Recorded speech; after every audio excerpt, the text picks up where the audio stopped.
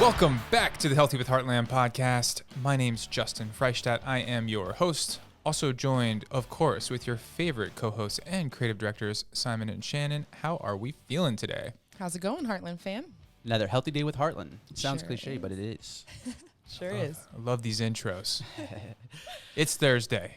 Yep. It's a great day to talk about health, wellness, bettering yourself, improvement, just being a better person. That's what we're here to do. So today's topic, before we get into it, how about some announcements? Let's do it. All right. All right, just a couple quick announcements for you, Heartland family. If you are ready to reorder, we have you covered this month. In April, you can get your choice of flavor of marinated chicken absolutely free with your reorder. So you have until April 30th to take advantage of that.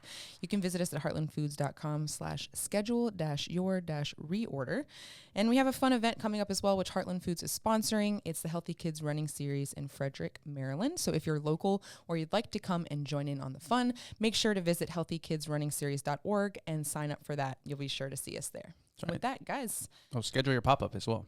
They're filling up quick. definitely we are getting filled up through April and May. So if you'd like to do a summer block party, have the moon bounce out there, have some good barbecue food, we would love to get you set up with that. So make sure to visit heartlandfoods.com/pop-up or host-pop-up, and you can get scheduled for that as well. 'Tis the season. But if you don't want to eat for free, don't have a pop-up. Don't do it. do it. Yes, and it'll be tons of fun too. So if you're not into fun, probably don't Probably have won't one. do that It's either, be yeah. lots of fun, games, crafts, things like that. Hopefully the weather cooperates. Because it's starting to get nice. Yeah, well, and it's been crazy too. I've seen like snow and like sunshine all in one day. We've been having some crazy weather if you're local to the Mid-Atlantic area, so that's interesting as well. Yep. It's up and down. That's what they What do say. they say in Virginia? Yeah. You don't like the weather? Stay a while. Yep. Stay a day. Stay a day. You only need to stay one day. It's true. Because it'll be snowing, like you said, on Tuesday, and then on Wednesday it's 80 degrees with a little bit of humidity. But I love it. The seasons. Bring on the spring. Oh, yeah. All right. All right, yeah, let's get into today's into it. today's topic. Today's topic, diet culture Yep. and everything surrounding it. Because Yep. it's a pretty dicey, sensitive topic, right? Absolutely. Definitely. Especially, it was this new article that just came out that kind of opened my eyes to it. I wasn't aware of it. Because I've been on, and when we get into the actual, gist of the actual topic, you'll understand more what I'm talking about. But I've been culprit on either side. And the article, I guess, instead of alluding to it, let's just go ahead and talk about it. Yeah. It was basically about complementing weight loss. And so the whole thing that it was about was like, the way that I understood it, and again, I'm paraphrasing. If you really want to go out and read the article, it's probably a good one. It's literally just, we need to stop complementing weight loss. Here's what to say instead. It's really funny, though, because it doesn't really tell you what to say. Yeah. Well, we'll talk a little bit about that, too. It was just mentioning the perception on weight loss, right? Because it could be a very positive thing. It actually has a lot of spectrum, that I wasn't aware of Me neither. when Yeah. getting into this article. And what they talked about most is that when someone's going through like a body change or like a lifestyle change, or, they start a diet or they're losing weight, it's like common to feel like you want to like compliment or encourage them. And they were talking about the negative effects of this. So we just thought it was really interesting, like a different perspective, because 100%, yeah. you're always thinking of, that as positive encouragement. And they were referring to it, is it encouragement or is it, detrimental, and for various reasons. And we'll go into a couple of the things that they talk about that can come from, an interaction. Is it kind of like when you see somebody and they look like someone and you want to tell them like, hey, you look like that person. And it's like, you might think that's a good thing, but they might think it's a bad thing. Yeah. So you just kind of want to never, ever do something like that. Is that kind of... It was basically like that. It was even more so because, so one of the actual stories that was in the article was about this, lady who was with her mom, and I guess they were shopping for clothes in the mall essentially, and her mom knew that she was basically dealing with anorexia and like Eating disorders and whatnot. Yeah. And then I guess her mom was telling her, hey, I'm glad you're enrolled in this program that's going to kind of bring you out of that. Whereas the clerk that was dealing with them was like, what do you mean? She looks great. How are you doing that? And so right there in that instant, she's dealing with like two different scenarios where, you know, her mom knows, you know, all the things that are going on and is like, you know, trying to be like, hey, I'm glad, you know what I mean? Like you're getting back to your normal self, as opposed to what the clerk is saying, where it's like, oh my goodness, like you look phenomenal. Just encouraging a different piece of the behavior. Right. And how it's affecting her. And I guess I have to be super empathetic to it, because at first, I don't know if it's probably, maybe it's different for guys and girls and just how their perception of it is.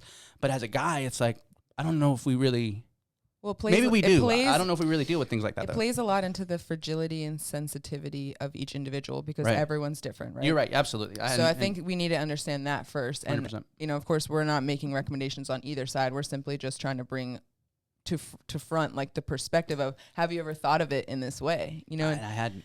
neither had I. Yeah, there's kind of two things to that, right? It's like you never know what somebody's going through. Yeah. You never know what someone's dealing with. You never know how the things you say affect them. Yeah. So then you kind of have a decision to make. Do we say nothing? Yeah. Or do we run the risk of trying to bring good information? Sometimes it'll hit somebody in not the most ideal way. Yeah. Yeah. So Yeah. that's a tough dynamic. Like, Yeah. what are we saying with the words that we're using? You know, that's huge too. Like, when someone we know or care about has a change in their body size, it can feel natural to want to comment on it or compliment it. But however, whichever way you're intending it as a compliment, making a comment on someone's weight is actually rude. And the article was written by the dietitians, and another one was a psychologist, and we'll talk about a couple of their quotes and their opinions on the subject. But that's where I feel like, you know, it's kind of based on your relationship to maybe that person, you know, but they're saying just in general, it's not acceptable. It's not okay. Yeah. It's interesting because I deal with this, right? I mean, I'm a weight loss coach, body transformation, and I'm, you know, talking to some people need to gain weight, some people need to lose weight, but whatever it is, I try to identify things that are different from the weight, right? So if I get on the call and I'm like, wow, your skin looks amazing. Boom. You I know? think that's the thing. Right? That's one of Yep. And you then- hit it right on the head. And it's like noticing other changes that have nothing to do with weight, because the scale is not a leading indicator of your progress as far as health goes. You could be gaining weight because your body's regulating and putting on muscle mass and losing fat. So Exactly. Absolutely.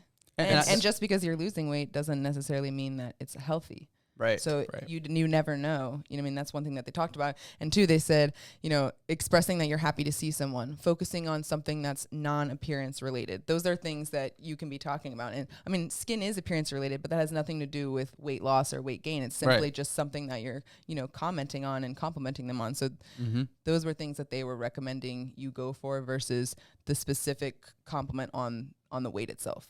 And I think it's interesting because I've been on both sides, like I said, where it's like, you know, you want to tell somebody, hey man, like, or hey lady, you look great. Like you look like you're, you know what I mean? And in that aspect, it's like, you know, what were they looking like before that? You know what I mean? Like they could have that kind of thought process. Whereas like people have complimented me and been like, hey, you know, great job. Like you lost that amount of weight kind of deal. And you're like, oh, you know, I take it as, you know, a buffer, like, hey, keep going, keep kind of doing those things at the same time. But it just leads to, and again, I have to be empathetic to it, to a lot of pressure, I guess, for, you know, certain groups of people, certain people to be able to be like, you know, like, I guess, how is that really affecting, that compliment affecting them when it's like, it's really coming from a place of positivity. Yeah. You're not trying to be. I mean, I have an opinion on it. You know, if somebody's saying something positive to you, if you are able to find a negative connotation to that and somewhat victimize yourself, I think that person has a lot of work to do mentally. So that's kind of where the other side of me says with this, like, we just can't cater to that kind of backward fragility. I mean, we need to help those people not victimize themselves in their thinking. Because if you can take something positive that someone says to you and feel bad about it, there's some internal work that needs to be done. Yeah. But it also plays to the epidemiology of weight loss, right? Yeah. To what we think. And that's kind of the conversation we can get into as well, is like, what does actual health look like? Because we brought an article on here, I forget how many weeks back it was, about, you know, them putting, you know, what health was on some Whole Foods magazine, and it had a bunch of like fruits and vegetables and all these kind of things. And it was like, you know, is that really what health is all about? You know what I mean? Or what does it look like? Like, what should someone's diet? What should someone look like? Like, we what can is... talk a little bit about, I mean, because people like to categorize it of like acceptable and like not acceptable, right? Like where's that line? And then we talk about the individuality of each person. Like every person's going to be different. So a specific number, and we talk a lot about like too, like throw out the scale, like, you know what I mean? You don't need it. That's another thing that I think perpetuates a lot in diet culture is that, you know, a certain number is like where you want to be, where a lot of times it's a macro or it's a feeling, it's how you feel, or it's fitting in your clothes. It could be so many other things other than, you know what I mean, a drop of pounds or a gain of weight, you know. Right. And the number one, they talked about really 4 things, which we're kind of going to highlight when we talk about it. But it enforces a thin ideal, which is like what you were talking about, the epidemiology around like if we are conditioned to be like people pleasers in a way. So like if your family and your friends, if you get positive reinforcement from doing something like say losing weight and you're getting that enforcement from your friends and family, you're going to be more likely to continue those behaviors because as humans, that's what we crave, you know? So it's like enforcing that losing weight is a good thing can sometimes just project onto people that like being thin or losing weight is the thing that's great about you, not like the person that you are or the fact that you're doing those hard things. You know, it's more about the fact that it's a feat when you do lose weight and to encourage something like that versus like the act of doing it. Does that make sense? I don't know. That's one thing that they talked about a lot. It's like everybody needs to retrain their filter, the way you filter information, because you just can't be so here I go again, right? So sensitive to it. And I do mean it that way because if I want to be the person that I can get the negative feedback. I want to hear the bad. I want to hear the good. I want to have an unbiased filter to take information and then, you know, try to be real with myself and sometimes reject the information, accept it, whether it's positive or negative. So if you're already going to be sensitive to positive information, that means you'll never get the truth. You'll never get the negative feedback either that you might need. Yeah. So that's really true. And I mean, you're speaking about it from like a coaching perspective. Yeah. Or just, I mean, any perspective. You're in a conversation with a friend or whatever. That's like all of this is like how sensitive are you to the outside world and how influenced are your emotions by the things people say? Because if you don't have control of your mind and you start to lose control and your emotions have control, you can end up in this spiraling bad place off of, you know, people, like we're humans. We say things, we don't have intent behind sometimes the way we can make someone feel. So you need to train your filter to not necessarily take things so personally and resort to a negative feeling when something isn't exactly what you wanted to hear. Yeah. So you think it's on the person receiving the information, not the person dishing out the information? It's both. Okay. But as the person receiving the information, you have a choice of, I'm just about extreme accountability, right? If I get to choose how things make me feel, I'm in way more control of the outcome. Okay.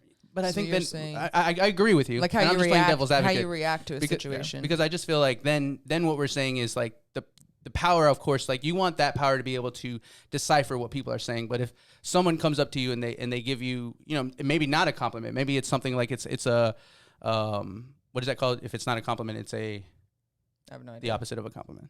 Something negative. Yeah, they say something negative to you. Yeah. Right? Is it in that Or same a instance, criticism. a criticism? Yes. Yeah. Well, I mean, sometimes criticisms can be good too. But I mean, like, But that's in the perception. exactly, Yeah. exactly. I guess it's all like, and you hear it all the time. It's not about what happens to you. It's about how you react, right? It's Right. like, and it's easier said than done because, again, that's going through being able to control those emotions is something that you have like built up over time. It's a skill. People It do is. not do like people are not capable of doing that at all times, or people have varying levels of being able to do that. So I think that's like something that you could work on, or you could work with somebody on to get better at that specific thing. I kind of forgot where we were. No, I mean, well, you had a. yeah, Your I was thought? talking about essentially like, you know, like giving a compliment is one thing, but then how you giving a take it. certain sort of criticism is another thing. Yes. And then, you know, how the person is taking that Oh, information. that's what I was going to and- say. Then too, we're talking about like a trigger, like triggering, and that would be Right. for someone who we're talking about maybe doesn't have those emotions as under control as others, or maybe has a harder time controlling those emotions. Yeah. A trigger could be some of the things that we're talking about, or making a comment or commenting, whether it's positive or negative. And that's where, you know, I mean, I think that they're coming from in the place of like, you know, sensitivity. And it's important for us to understand and talk about that. But I think in general, we can all agree that there's like, you want to be able to push past certain things. And then there is a fine line of like, you know, people's feelings and fragility based on their own personal individuality. But we're saying in general, you should encourage people to push past those hard things and the things that are emotionally hard. Is that kind of what we're saying? Yeah, I think there's a difference between being cruel and giving criticism. Yeah, and like constructive criticism. Yeah, so you have, and when I talk about the filter, it's when you receive information that rubs you the wrong way. The first thing should not be, how did it make me feel? What did they say? It should be, okay, what was the intent behind what this person just said? Because truth be told, the more you learn, the more you read, the more advanced your thinking gets, the more that's going to happen, where people are going to say things and you're just going to be like, so instead of getting angry or upset, it's feel compassion for the fact that they were they intentionally trying to be cruel to me, or were they just were not, they don't get it, or so you could look at it. It's all about the filter and how you look at it. Have gratitude that you see things in a better way, maybe, instead of being upset about it. Yeah. I mean, I have the reason why I'm understanding like this so deeply is because I feel like I am one of those people. I'm a very like emotional person, so I recognize that I have a weakness in that area, but of not just like constructive criticism, but just like being emotional towards any kind of interaction. Right. And so I feel like that's maybe other people have that similar kind of feeling towards it. Easy. And so it's just something that you can work on, and I think that the more feedback you can get and the more chances you have to react to it positively, the more you build up I don't know what it is, a callus. I don't know what it is. Yeah. Callus in the mind. Yeah. David Goggins. If you know who you are, what you're doing, the things that people say aren't gonna affect you as much. Although we're all human, People, they teach you when you're young, sticks and stones will break your bones, but words will never hurt you. But in all honesty, there's been many things that people have said in terms of words and things that happen from words, wars, all kinds of stuff, just from Sure. what people are saying. Yeah. So I do agree with the stance where you should be a big person in terms of like taking criticism and taking those kind of things. But I also think that, I think it works both ways. That if you're shooting from the hip and you're giving people certain criticisms and you're saying certain stuff, you also should then be willing to accept the fact that you might be firing on somebody and they might fire back. Well, that's the only thing. And that's what comes with it too. I just want to get out. So in terms of that though, when you're honestly trying to this is why this is a whole new thing for me, because when you're actually trying to compliment someone, right, and you're trying to give them a compliment and be like, hey, you look good, kind of deal. That's where it got kind of interesting for me, because then you mentioned triggers, and I wasn't even I had no idea what a trigger was. I was like, what is it? What is a trigger? And then I had to like look into that. I guess because all these things are like a new, so maybe not a new topic, but like the words that they're using in terms of like the actual slang, like something, an event or a situation that happens to cause distress. That's an emotional trigger. Right. It could be anything. And so I'm trying to approach this situation with a lot of empathy. Yeah. Because it's like a new perspective. It's kind of new stuff to me. And we even talked about it too. It's like, do I have to be so, hardcore, like lying about it, just being like, who cares? Like, get over it kind of deal. Yeah. You know what I mean? Like that's my initial response. But then after reading the stories like that were in the article and then just kind of doing a deep dive, I was like, oh my goodness. Yeah. Like those things can be portrayed to certain people and they can take it totally different than, what I'm perceiving. And I think it's important that, I get that education as well to kind of see both sides. Well, because personality comes into effect. And again, I feel like you're on one end of like the extreme, and we've talked about it on the podcast before. Like you are one of those people where it's like constructive criticism, like that kind of thing. Like you're hardcore like that. I wouldn't say I'm hardcore, but it's like, I enjoy that grind. So like if I'm in a certain mode or a certain stage and it's like, somebody says something, I try to do that, right? Now, I'm not going to say, like, I'm perfect at this. You know what I mean? Because it's like I have a temperament as well. So at a certain temperament, it's like we had that just happen right now recently. And I don't want to bring up, like, personal events, but, like, Will Smith, you think about it, right?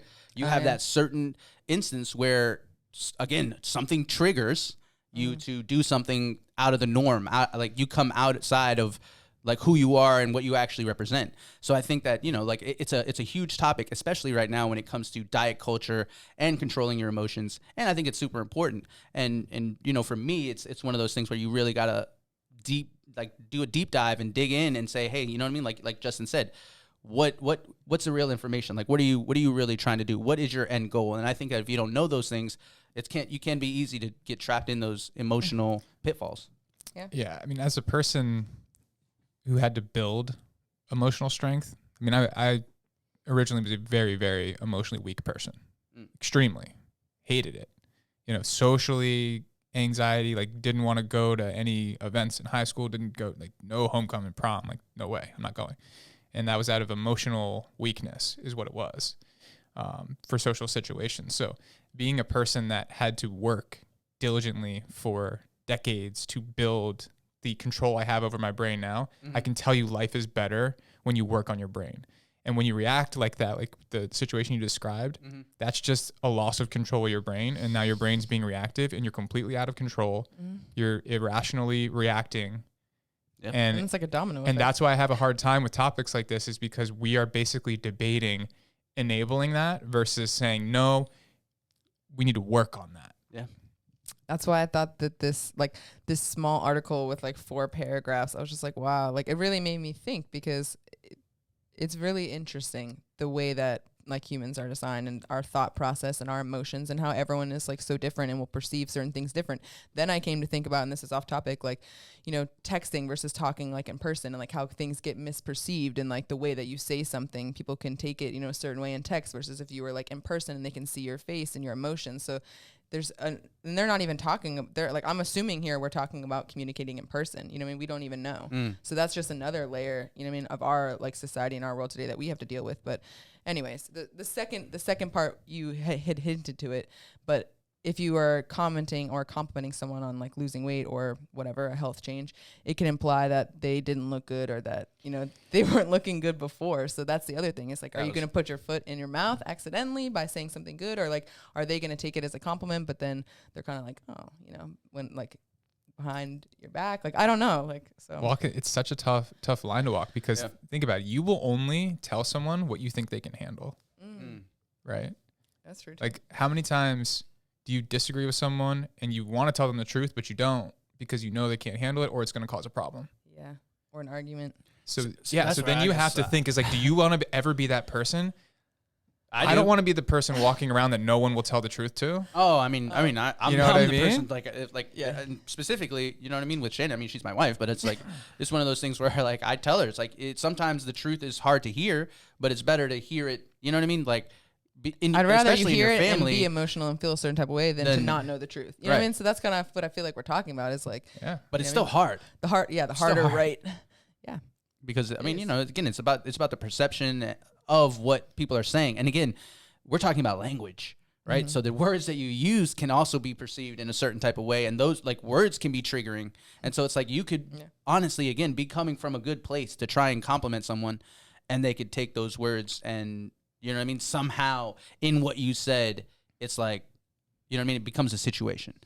So, and Justin, you're right. I think, where do we draw the line? My main question, what is your guys' opinion on those who would say that this is being too sensitive? Let's talk about tough love, and when does it cross the line? We got into that like in the first 5 minutes. That was, because that's where it goes. That was my question. It's like, you know, that's at the end of the day, that's the decision that has to be made. Yeah. Right. And everyone's different. I feel like, you know, we could have this conversation with 100 people. People are going to have a different response. You know? But so that's kind of why, for the most part, if I think you can't handle it, I'm just not going to say it and move on. Now, if you pay me to coach you, you're getting the truth. Because then it's my job is to do those hard things. But I'm just to the point now where it's just, if I don't think you can handle it, I'm moving on, you know? Yeah. True that. It's again, it's a super interesting like mentality behind the entire thing, especially like when you mentioned, you know, maybe like with this young girl that was in the mall, right? Like the clerk doesn't know what she's going through. Well, then we start talking about the younger generation. That brings us to number 3, which is diet culture, which we're going to talk a little bit about. So they were talking about making comments and having conversations like this was going to perpetuate diet culture, which right now I guess is huge. I looked up like diet culture memes, and then like I was like, oh my gosh, like there was so many. It was like ridiculous. I was like, wow. And it was kind of like sad that like the main basis of it was that there's like half of society and social media and all the things and all the noise that we got going on, especially for the younger generation. They're told you're perfect the way you are, don't do anything, accept yourself, you're beautiful and you're wonderful. And not that that's not true. And then the other half is saying you need to lose pounds and you need to lose 10 pounds and you can do it in 7 days and here's how and let's do it right now. And this is on the cover of every magazine and this is all of the influencers on Amazon, on Instagram. This is all the ads you see on YouTube and on TV commercials and like, you know what I mean? It's just everywhere that it's like, how do you know what to listen to? I think you should listen to your family and what is healthy. And I guess that's, you know, I mean, that's where I think the education begins is, again, we have this whole epidemiology on what is healthy. And we know that fast food isn't healthy. Yeah. You know what I mean? And a lot of things the kids are eating aren't necessarily healthy. So it just seemed like a lot of noise. And I feel like when we talk about, like, we try not to give specific recommendations, but we talk about eat whole foods that you know where they're coming from, get sleep. That's good quality. Drink water. That's, you know, good, and get clean air and exercise and get vitamin D. And if you do those things, you're going to be on the right track. We're not, you know what I mean? You got all like, juice fast. You got, you know what I mean? You got all these kind of different diets. All these different, diets specifically. When we preach more, and not preaching, but we talk more about living a lifestyle and having it be this 80-20 where it's like 80% of the time you know, you're doing the right things, and then 20% you live a little and you don't punish yourself for doing those things because, and we'll get into it too, like we have a problem in our society where we label foods good and bad, and we say this is good and this is bad, and if I have this then I'm bad and let me punish myself, and it's like this mental like war game that I feel like everyone's going through. See, I got mixed emotions on that too. See, I said emotions. Just Okay, because I like it. Again, Oreos. Put some of these memes up on How can you say that's good food? Oh no. Now, I enjoy it. Well, yeah, but labeling things. Okay, here's my view on it. To your point, if I put you on the in-body scanner and it says your visceral fat's a 10, Oreos are bad. Boom. If you've done the work and your visceral fat's a 2, you can have 10 Oreos, and it's not bad because your body can handle it and get rid of it. Yeah, but it's No, because that's true, because they say in the picture on the screen. If you keep eating Oreos, eventually you'll be in that. Okay, right. It's a 90-10 rule. It really is. Yeah. Yeah, like one healthy meal is not going to make you healthy. If you eat a salad one time, you're not going to be healthy. Exactly. If you eat a Big Mac and you go to McDonald's one time, you're not going to be unhealthy. It's a progress made over time. It's not one meal. It's if you're eating the majority healthy and you have one thing bad, it doesn't make the McDonald's meal good for you. It just means that, you know what I mean, you had it and it's not good. It's not good or bad. Yeah. Okay. But you, like Justin's saying, you have to be in a spot where that makes sense for you metabolically. You're not trying to put yourself in a worse position. And then that's the domino effect of, you know, eating unhealthy foods, is that you eat something unhealthy and then you do it again and then you don't exercise. And it's that chain reaction of multiple things, Snowball. not just one. You know? So, yeah, that's what I mean. It's good or bad depending on where you are. Right. And where you need to get to. Yeah. If you've done the work, you can have some bad meals and it's going to be okay. As long as you don't continue to do it. And if that's what you want, maybe you don't crave like bad meals. That's not what you want. You know, but we're still labeling them as bad. Well, no, I mean, that's epidemiology. So I'm saying bad because I'm so used to saying it's bad, but yeah, no. When you have even saying a cheat meal, I mean, that's kind of the same thing. You're saying it's bad. If you're doing the right things, you shouldn't have to. I mean, you should be able to eat whatever you want. Is, I guess, the basis. Is that true? I don't know that. I believe that. I don't know. See, that's the conversation. But it's like if your blood sugar is like, and your insulin's, and you might need that shot of big sugar carb, whatever, you know, for the moment. Once a year, like, why not? I mean, I don't know. But but see, I think, again, what you're doing is you're basically telling us your relationship with food. It's like you're saying once a year, or if I can have this, it's like you're like, oh, you're gonna have it once a year, every year for 20 years. Yeah, that would probably work for you, right? Because that's how you're kind of perceiving that. I think again, like that's why it's a super interesting topic again, because it's one of those things where it's like for each person, it's going to be different depending on how you perceived what you learned. You know what I mean, throughout your life, what's good, what's bad, and then like you said, where you're at that current moment. Well, I think that's the goal, is to get to where it's like a feeling, right? You know your body like so well, you're not equating your worth to your appearance. You're like, I know how I feel. I know how my body feels when I eat certain things. I know this feeling means I'm hungry. I know this means that I'm full. If you're understanding those cues, you obviously have done the work to, you know your body and where you're at and what your body needs. Then it's like, I don't think that you need to be telling yourself things are good or bad at that point. But again, that's just my perspective. But I don't think people know what they need. That's true too. I mean, like, once you get to that point, I don't know. That's what's the funniest thing to me, when people I got so many people in my DMs like, yeah, I'm doing good. Like, I'm getting in shape, I'm working out, I'm eating, like, I'm on a diet, I'm all this. And I'm like, tell me about it. He's like, oh, yeah, I just eat like good stuff. I'm like, how many grams of protein did you eat yesterday? I have no idea. How many grams of carbs? What's your metabolic rate? Like, do you have any clue what your body needs? That's true too. 99.9% of people don't have any answers to those things. And that's what you need to know to find out what's good and bad for you. Yep. And if you're not on the mastermind, come to the mastermind, because this is all the things that we talk about. Because I was literally going to bring up Dave and what and all the tests and all those kind of things. And I was like, oh, there's ways to find out. oh, yeah. You want to know what you're allergic to, what you should be eating, what you shouldn't be eating, what your body doesn't react to, you can find out.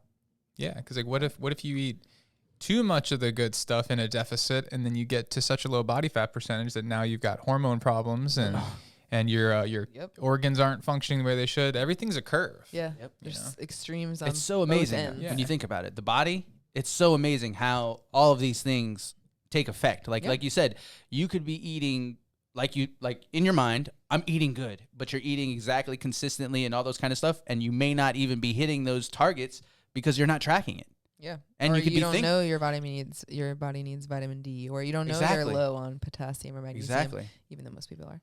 But but that goes into a whole different rabbit hole of healthcare in this country. And you know what? Maybe all of those deficiencies are why you don't have control of your mind and you're acting so sensitive to all these little things that we were talking about earlier. That's the other thing we were talking about, like your emotions and being able to control that and self-control. And then we talk about how the gut and the brain communicate, and then like how sugar and certain things that you're eating can literally make it so that your brain is like going berserk and you're almost like having the same effects as like being on cocaine, and like you literally can't control yourself. So you're saying, there's also that as well. So you're saying Will Smith probably had some McDonald's before he went out? I'm not saying anything about Will Smith. I don't know nothing about it.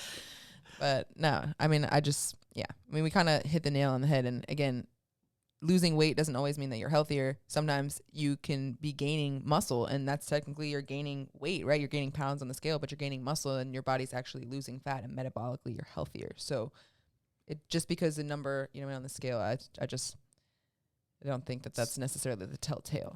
I almost wish the InBody wouldn't give you your overall weight and just gave you all everything your else? other metrics. Right. It's really about what's your body fat percentage.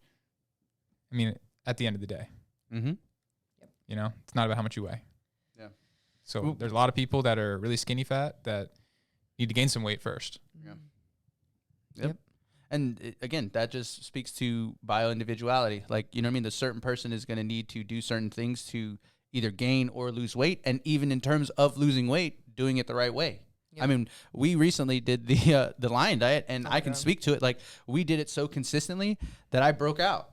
We ended up getting like keto rash because we literally had 0 carbs for like 14 days. So it was starting. But it was because of how drastic we did it. Yeah. Right. So it's almost like you're disciplined to a fault, because it was like, oh, let's cut this off after having had, Like, again, we were padding the stats because we were, eating and drinking and doing all that kind of stuff at first, and then we're like, okay, we're going to cut it off at this time. We cut it off at that time, and then throughout that process, because we can, like, we're able to do those kind of things where it's like, oh, get disciplined and stay disciplined for that certain amount of time.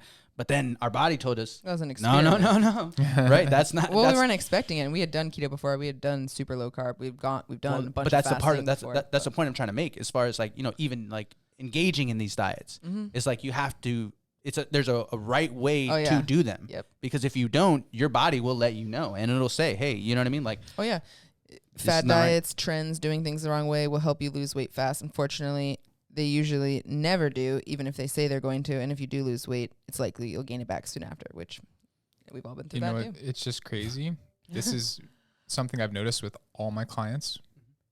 Everybody that's overweight is actually not eating enough. Yeah. Yep. Or enough of the right things. So counterintuitive, right? Well, your body's holding on to everything because they're not eating enough. Is that right? Yeah, but part holding on to fat? Part of your metabolism is working to break down quality foods. Whereas if you just have some sugar, your body doesn't have to work to process it. Straight to the bloodstream, it's straight to the fat storage.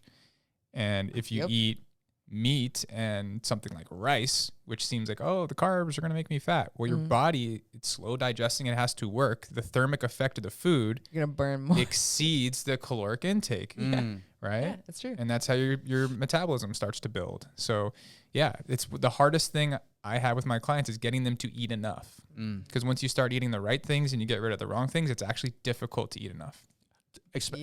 Protein. Try eating a pound of meat at every meal. Yeah.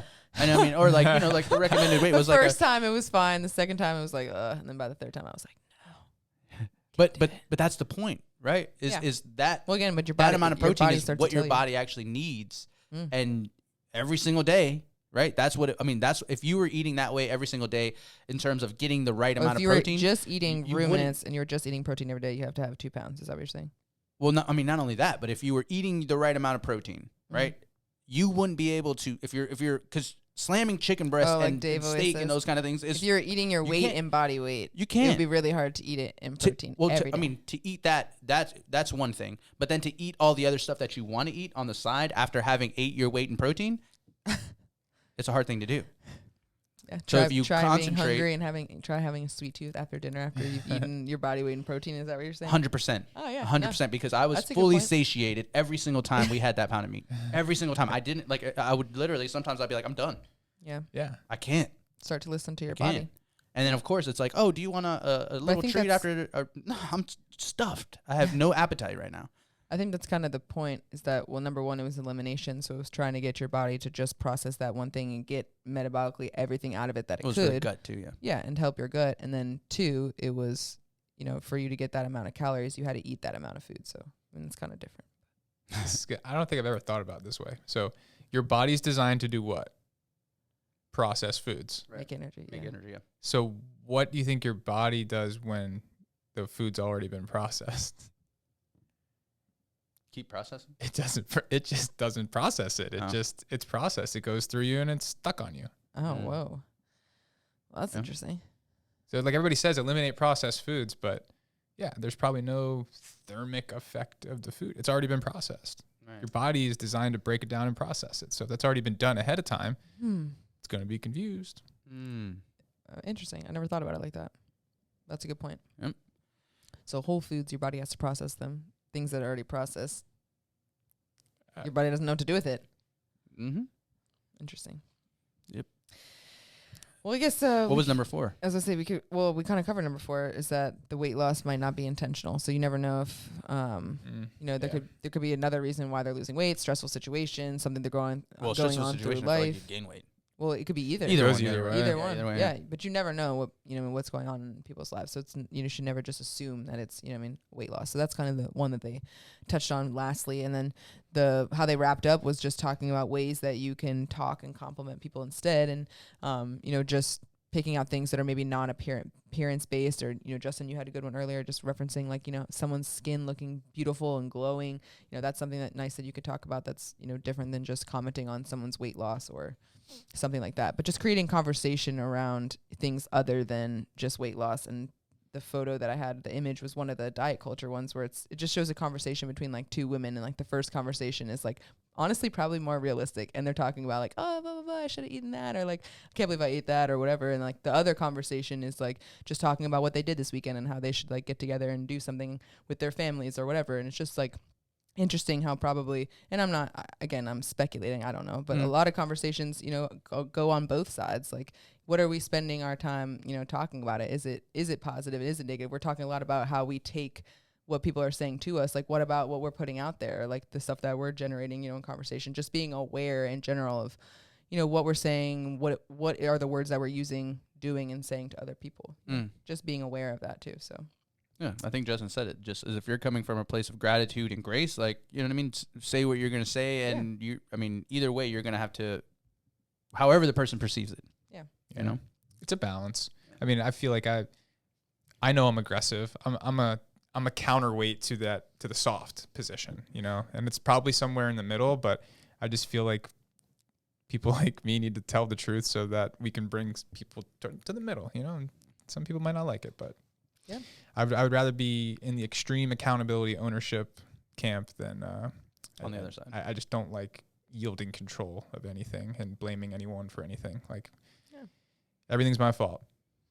And if you can have that perspective, I just feel like life's a lot. You end up in a victim space less often. It happens to all of us, where the blame game happens. But if you can limit it, I just feel like life's a little better that way. Yeah. Positive mental attitude. And I think that's, we've talked about it before. It's one of actually our icons here at Heartland Foods, but having a positive mental outlook, whatever you got going on, just kind of like leaving that at the door whenever you're having an interaction with another person, whether it's at work or, in your home or, with a client, whatever it may be, and just, being aware of that. And so I think we're going to talk more on the podcast just about, these interesting perspectives and trying to bring, just awareness to like these different, almost controversial topics. And we like to give, and I like to hear, your guys' opinions on it. And we would love to hear, the opinions, that you guys have at home watching, and any topics that you maybe love us to cover, or, any questions that we can answer. We'd love to do that too. So, unless there's anything else you guys want to add, I think we can kind of wrap it up. We're going to be back again next Thursday for another podcast. And on Monday, we do have Top Tier Mastermind. So make sure to use the link in the description to sign up for that so you can join us on Monday at 8 p.m. We got the friendly flipper this week. Okay. It's going to be all about flipping houses and creative deals. Nice. I'm excited. Yeah. So anyways, if you love the show, share the show. If you don't love the show, share it anyways. Yes. It's like channeling my Thanks ahead of time. inner Andy Frisella right there. But yeah. Does that do it? Yeah. I think that about wraps it up. All right. We'll be back next week. And as always, stay healthy with Heartland.